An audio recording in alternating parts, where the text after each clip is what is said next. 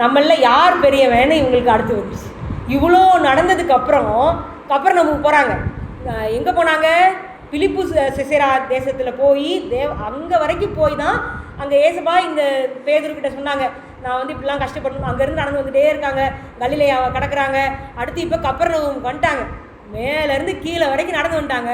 கப்பர்நகூமுக்குள்ளே பக்கத்தில் வர வர வர அவர் முன்னாடி போகிறாரு, இவங்களாம் பின்னாடி தங்கிட்டாங்க. ஏன்? எப்போ நம்ம கடவுள்கிட்ட போகாமல் தள்ளி தள்ளி வந்துடுவோம்? நம்ம பேசுகிறது அவருக்கு பிடிக்காது அப்படின்னா அப்படி தானே. இவங்க என்ன பேசிக்கிட்டு இருந்தாங்கன்னா, இவர் எப்படினாலும் ராஜாவை தான் ஆக போகிறாரு, இவர் ராஜ்யத்தில் யார் பெருசாகணும் அப்படின்னு சொல்லி தான் பேசிக்கிட்டே வந்தாங்க. யார் பெருசு, யார் பெருசு? இன்றைக்கி நமக்கும் அப்படி தானே இருக்குது. எல்லாத்துலேயும் நான் தான் பெருசு. ஒரு கணவன் மனைவி எடுத்துகிட்டா நான் தான் பெருசு, பிள்ளைகளோடு எடுத்தால் நான் தான் பெருசு, எல்லா இடத்துலையும் நான் பெருசு, நான் பெருசு, நான் பெருசு. இது நீங்கள் ஆச்சரியப்படாதீங்க. பாவம் அப்படி தான், பாவம் அப்படி தான் சொல்லும். நமக்குள்ளே அந்த சுயோன்னு ஒன்று இருக்கும்போது, பாவியாக நான் இருக்கும் பொழுது, இந்த உலகத்தின் பிள்ளையாக நான் இருக்கும்போது ஆட்டோமேட்டிக்காக இது எனக்குள்ளே இருக்கும். ஆனால் அப்படியே என்னை விட ஆண்டவர் விரும்பலை.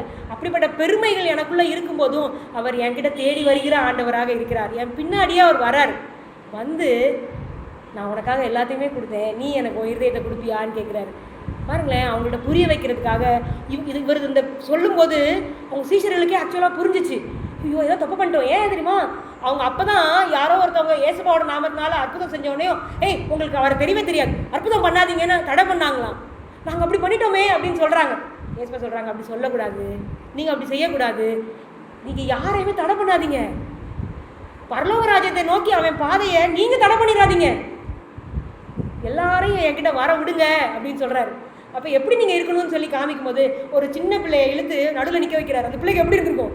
ஏசப்பா பேசுகிறத கேட்டுகிட்டே இருக்குது, திடீர்னு நூக்கி நடுவில் நிப்பாட்டி வச்சிட்டார். அப்படியே டென்ஷனாக இருக்கும்போது அதை தூக்கி மடியில் வச்சுக்கிட்டார். கொஞ்சி இந்த சிறு பிள்ளையை ஏற்றுக்கொள்வது போல் நீங்கள் உங்களை சுற்றி இருக்கவங்களை ஏற்றுக்கொள்ளுங்க. யாரை? உங்களை கஷ்டப்படுத்துகிறவங்கள, உங்களை துக்கப்படுத்துகிறவங்கள. அவங்களுக்கு தெரியாது, அவங்க விசுவாச காரியங்களில், ஆவிக்குரிய காரியங்களில், குண வளர்ச்சியில் அந்த சின்ன பிள்ளை மாதிரி தான் இருக்காங்க. அந்த சின்ன பிள்ளைய உனக்கு என்ன ஒரு நல்ல குணமும் இல்லைன்னு யாராவது திட்டுவோமா? பிறந்த உடனே இருக்கிற மாதிரி ஒரு சுயநலம் வேறு எந்த காலகட்டத்திலையும் யாருமே இருக்கிறது இல்லை. எப்போ பார்த்தாலும் என்னைய கவனி, என்னைய கவனி, என்னைய கவனி, அப்படி தானே பிள்ளை அழுதுகிட்டு இருக்கும். எனக்கு பசிக்குது அழும், எனக்கு ட்ரெஸ்ஸு மாற்றுங்க அழும், எனக்கு ஈரமாயிடுச்சு அழும், எனக்கு கசகசன்னு இருக்குது அழும், அம்மா டயர்டாக இப்போ தான் வந்து படுத்துருக்காங்க, நம்ம அழக்கூடாதுன்னு எந்த பிள்ளையாவது யோசிக்கும்? அப்பா பாவம் நாளைக்கு இப்படியே காலம் எழுந்திரிச்சு வேலைக்கு போகணும், எந்த பிள்ளையாவது யோசிக்கும்? ஆனால் அந்த சின்ன பிள்ளைய நம்ம திட்டுறது இல்லையே. இப்போ சுயநலவாதிகளாக நம்ம சுற்றி இருக்கிறவங்கள பார்க்கும்போது அவங்களையும் சிறு பிள்ளையை போல பார்க்க கற்றுக்கொள்ளுங்கள். அவங்க பெருமையாக பேசுவாங்க, நான் தான் முதல்லன்னு. பரவாயில்ல இருந்துக்கோங்க, நான் ரெண்டாவதாக இருந்துக்கிறேன் அப்படின்னு சொல்லுவோமா? இன்னைக்கு அதுதான் கேள்வி. இரண்டாம் அவர்களாக இருக்க நாம் நம்மளை ஒப்பு கொடுத்துருக்கோமா? நம்ம வாழ்க்கையில் எப்பெல்லாம் நம்ம வேலைக்காரனாக இருக்க முயற்சி பண்ணியிருக்கோம். ஏசப்பா சொல்கிறாங்க, நீங்கள் யாராவது அதிகாரியாக இருக்கணும்னு விரும்புனீங்கன்னா நீங்கள் அதிகாரியாக இருக்க வேண்டாம், நீங்கள் வேலையாளாக போங்க, ஊழியக்காரனாக போங்கன்றாரு. அதுதான் மேன்மையான காரியம். ஏன்னா ஏசப்பாவும் ஊழியம் கொள்ளும்படி வரல, ஊழியம் செய்ய வந்தாராம் அவரே. அப்படின்னா நம்ம எப்படி? அப்போ இன்னைக்கு ஊழியக்காரராக இருக்க நீங்கள் ஆயத்தமா? என் வாழ்க்கையில் இது வரைக்கும் நான் எப்பெல்லாம் வேலைக்காரனாக இருந்திருக்கேன், என்னை அசட்டை பண்ணி ஒரு வேலைக்காரனை போல் யாரோ நடத்தும் போது சரிங்க அப்படின்னு சொல்ல முடியுமா நம்மளால்? ஐயோ ரொம்ப கஷ்டம், ரொம்ப கஷ்டம். அது மட்டும் இல்லை, ஆனால் அடுத்த ஸ்டெப் ஏற்கனவே சொல்லி சொல்கிறாங்க, நீ அந்த ஊழியக்காரனாக இருக்க முயற்சி செய். யாரோ ஒருத்தவங்க வந்து நம்மளை தற்செயலாக ஒரு ஊழியக்காரனாக நினச்சி நடத்திட்டாவே நம்மளுக்கு தாங்க முடியல. ஏய் நான் யாரும் தெரியுமா, ஏன்டா வந்து பேசுகிற அப்படி சொல்லுவோம் நம்ம. ஆனால் வேலைக்காரனாக இருக்க நீங்களே முயற்சி செய்யுங்க, போய் தாழ்ந்து கொள்ளுங்கள். அப்படி இருக்கிறது எவ்வளோ கஷ்டம் இல்லை? ஆனால் ஆண்டவருடைய பிள்ளைங்க அப்படி தான் இருப்பாங்க. அப்படி மாறினவங்க தான் பரலோகத்துக்கு போவாங்க. அதனால் இந்த பியூட்டிஃபுல் லெசன்ஸை காட் நம்மளுக்கு சொல்லி கொடுத்துருக்காங்க. எப்படி பரலோகத்துக்கு போகணும், எப்படி நீங்கள் என்னை மாதிரி மாறணும், மகிமை அப்படின்னா என்ன, எது குருட்டாட்டமான தன்மை, எது கண் திறக்கப்படுகிற அனுபவம், அநேக காரியங்களை தேவன் நமக்கு சொல்லி கொடுத்துருக்காங்க. இது எல்லாத்தையும் நம்ம அந்த ஆவிக்குரிய பாடத்துக்கு எடுத்துக்கொண்டு போகணும். இதெல்லாம் வெறும் இந்த புத்தி கடுத்த காரியமாக இருந்துட வேண்டாம். எனக்கு இந்த கதை தெரியும், இது தெரியும், இது தெரியும், நோ. அதெல்லாம் எங்கே போகணும்? இருதயத்துக்குள்ளே போகணும். அந்த உணர்வுகளை தட்டி எழுப்பணும்.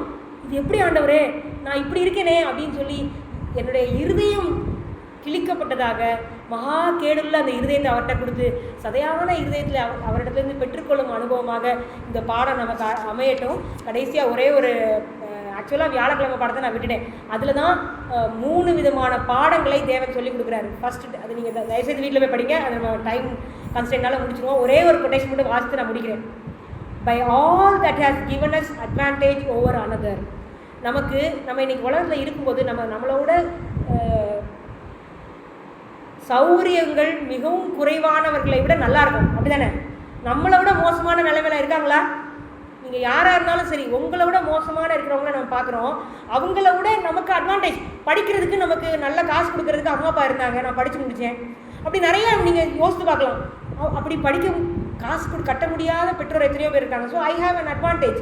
எனக்கு ஒரு லாபகரமான காரியம் என் வாழ்க்கையில் இருக்கும்போது, be it education and refinement, அது ஒருவேளை கல்வியாக இருக்கலாம், ஒருவேளை நான் சிறந்து விளங்கும் அனுபவமாக இருக்கலாம், நொபிலிட்டி ஆஃப் கேரக்டர், என் குணம் நல்லா வளர்க்கப்பட்டிருக்கலாம். குணம் வளர்க்கப்படும் சூழ்நிலையில் நான் இருந்தனால தானே, அப்போ அது எனக்கு ஒரு அட்வான்டேஜ்.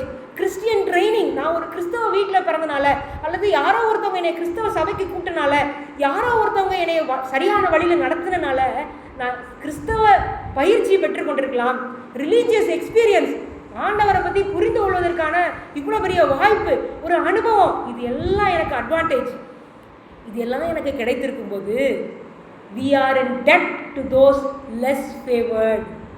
இதெல்லாம் கிடைக்காதவங்களுக்கு நான் கடன் பட்டிருக்கேன். நான் யோசிச்சிருக்கோமா? நான் அவங்கள மாதிரி இல்லை ஆண்டவரே, ரொம்ப நன்றி அப்படி சொல்லுவோம். ஐயோ அவங்கள மாதிரி இல்லையா, அப்போ அவங்களுக்கு இந்த ஆப்பர்ச்சுனிட்டி கிடைக்கலையா, அப்போ நான் அவனுக்கு கடன் கொடுக்கணும், ஏன் அளவுக்கு அவனை தூக்கி எடுக்கிறதுக்கு நான் கடனாளி அப்படின்னு சொல்லி இங்கே எழுதுகிறாங்க. And so far as lies in our power we are to minister unto them. உங்களுக்கு எவ்வளோ முடியுமோ அவ்வளோ பலனை கொடுத்து, அப்படி உங்களை விட பலன்களை பெற்றுக்கொள்வதில் லோவர் பொசிஷனில் இருக்கிறவங்களுக்கு நீங்கள் ஊழியம் செய்யுங்கள். If we are strong we are to stay up the hands of the weak. பலவீனம் உள்ளவர்களுடைய கரங்களை தூக்கி பிடிக்க பலவான்களாகிய நீங்கள் கடன்பட்டிருக்கிறீர்கள். Angels of glory that do always behold the face of the Father in heaven joy in ministering to his little ones. ஏன்னா இதுதான் பரலோகம். தூதர்கள் நம்மளோட எவ்வளோ சிறந்தவங்க, அவங்க நினச்சா இங்கிருந்து அங்கே போகிறாங்களா, அங்கே போகிறாங்க பண்ணலாம், அவங்க நம்மளுக்கு உதவி செய்ய அவங்க கோஷப்படுறாங்களாம்.